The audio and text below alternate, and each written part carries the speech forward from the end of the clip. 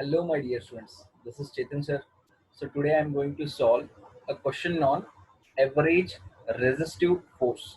Basically, this question belongs to laws of motion chapter, बच्चों, and this concept is based upon Newton's third law. तो Newton's third law जो है दिखने में बहुत ही इजी दिखता है और हम शब्दों में कह देते हैं for every action there is equal and opposite reaction.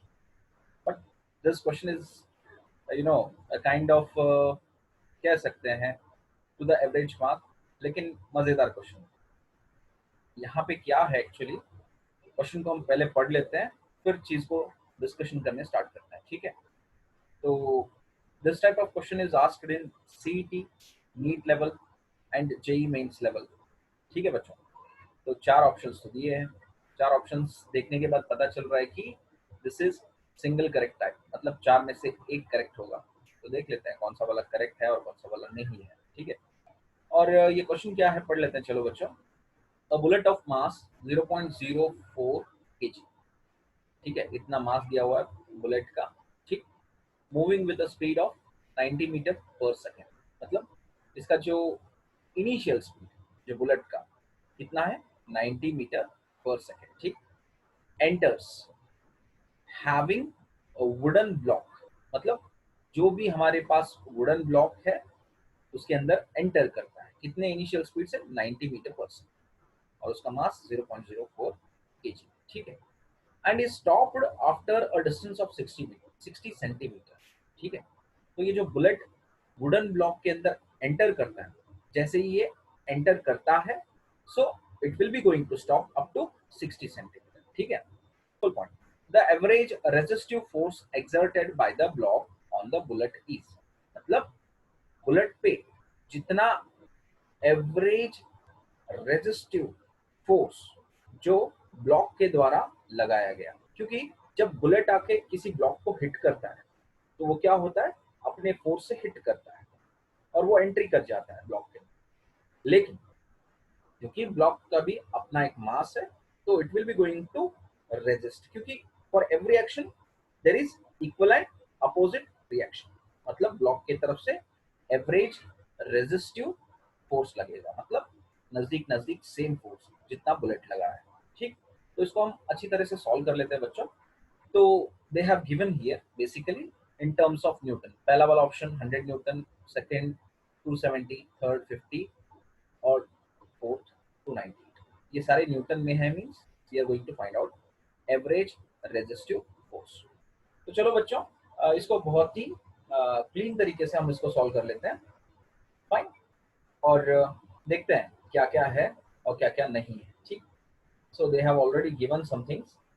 तो कुछ चीजें दी हैं उन्होंने, ये हमने डायग्राम अपना बना लिया, ठीक. तो कंसेप्ट तो है एवरेज रेजिस्टिव फोर्स.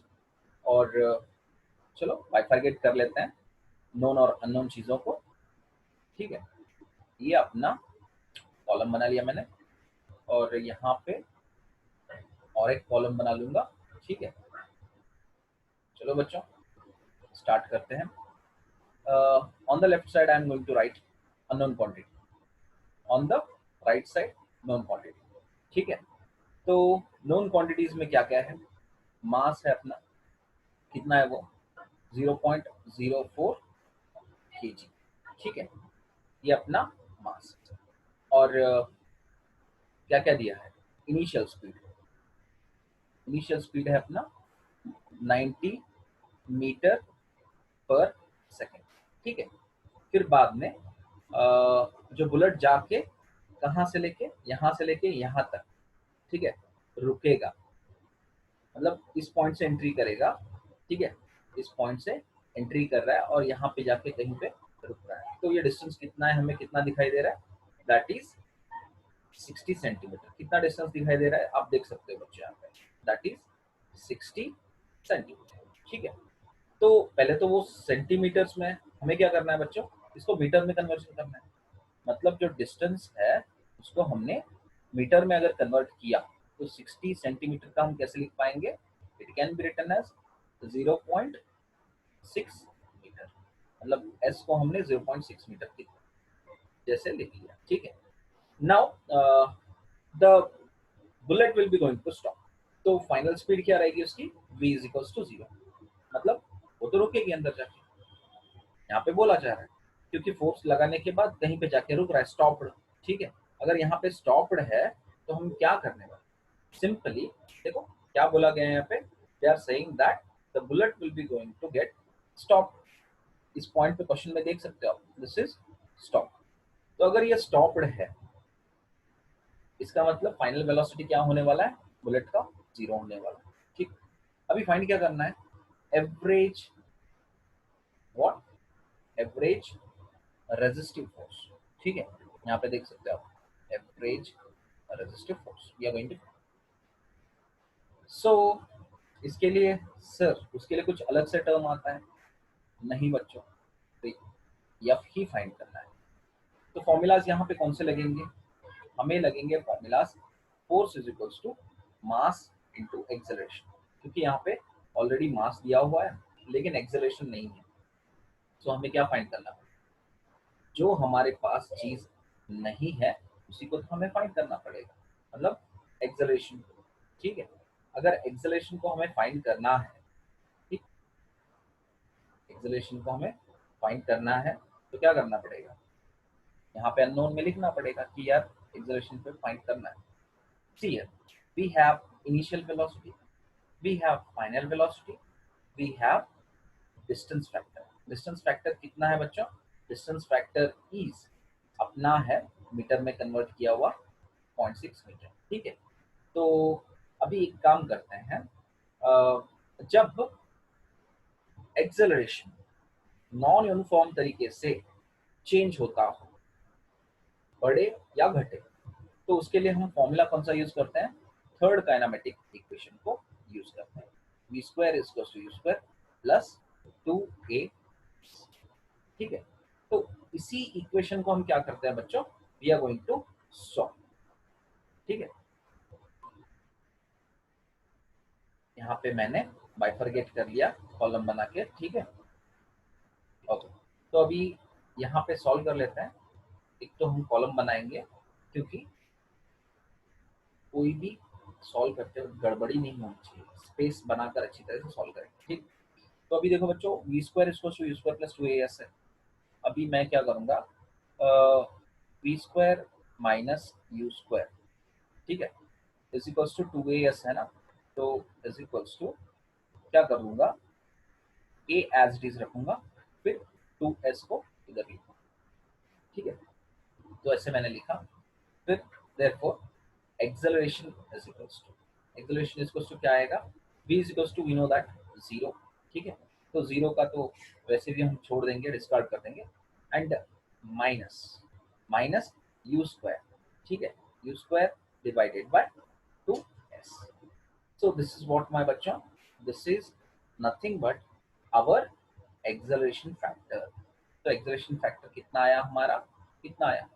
ठीक है, कोई दिक्कत, समझने में हमें कोई दिक्कत नहीं हुई। ठीक है, तो अभी क्या करते हैं, we are going to take you know what बच्चों, फोर्स को ले लेते हैं is equals to mass as it is, और ये अपना minus u square divided by 2s, मतलब इनटू माइनस है, m माइनस यू स्क्वायर नहीं। ठीक है, तो ये माइनस अगर हम सामने ले लें यहाँ पे, तो mass into u square divided by, तो हमें इसमें डायरेक्शन फोर्स का नहीं खोजना है, because since we are finding out the average resistive force exerted by the block on the bullet is, मतलब मैग्नीट्यूड के बारे में पूछ रहे हैं। Simply you can take the modulus of this, और इसको आप क्या कर सकते हो, you can take it as plus. तो m क्या हो जाएगा, minus of modulus is plus हो जाएगा, तो m क्या है, मास कितना है, 4 डिवाइडेड बाय 100, मतलब 0.04 को हम 4 डिवाइड बाय 100 लिख सकते हैं, into u square means simply 90 into 90। ठीक है, तो फिर अपना 2 इंटू एस है, सो 2 एज इट इज लिखिए, फिर s का वैल्यू कितना है, 0.6 means you can write 6 divided by what, 10। ठीक है, अगर ये 6 डिवाइडेड बाय 10 है, एक काम करते हैं हम लोग, ये दोनों जीरो चले गए, 90 और 90 का 100 के साथ, ठीक है।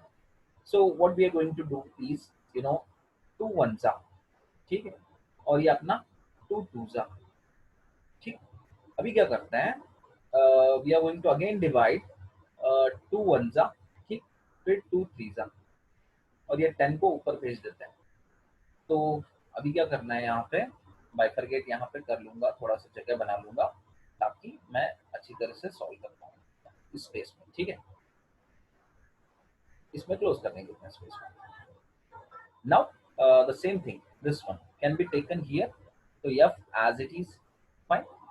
F as it is, and you know what, बच्चों, f अगर as it is है,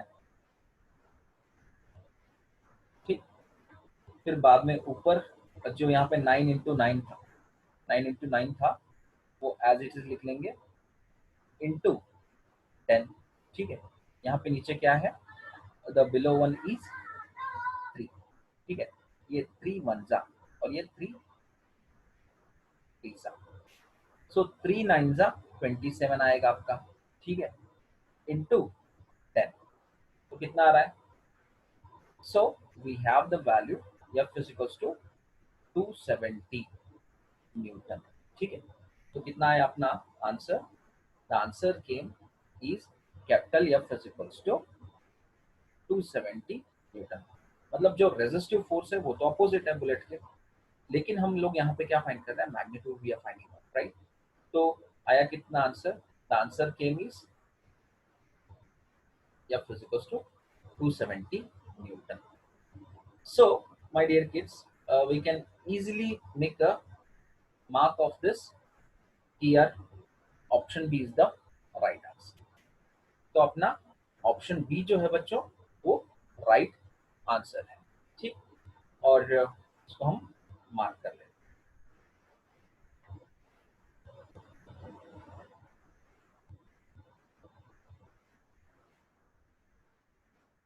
fine. So after solving this question, ये आपको कैसा लगा, तो बिल्कुल मुझे कमेंट बॉक्स में कमेंट करके बताइएगा। और अगर ये वीडियो आपको अच्छा लगा, तो बिल्कुल लाइक, कमेंट, सब्सक्राइब करना मत भूलिएगा, और अपने फ्रेंड्स के साथ शेयर करना बिल्कुल मत भूलिएगा। सो मेरे चैनल का नाम, यूट्यूब चैनल का नाम है फिजिक्स इंडियन प्रोफेसर, आप देख सकते हो, ऊपर यहाँ पे लिखा हुआ है, ठीक है। और मेरा नाम जो है चेतन सर, फाइन, यहाँ पे देख सकते हो, ठीक। Thank you. सो वीडियो को पेशेंसली देखने के लिए thanks, and till next video, bye bye.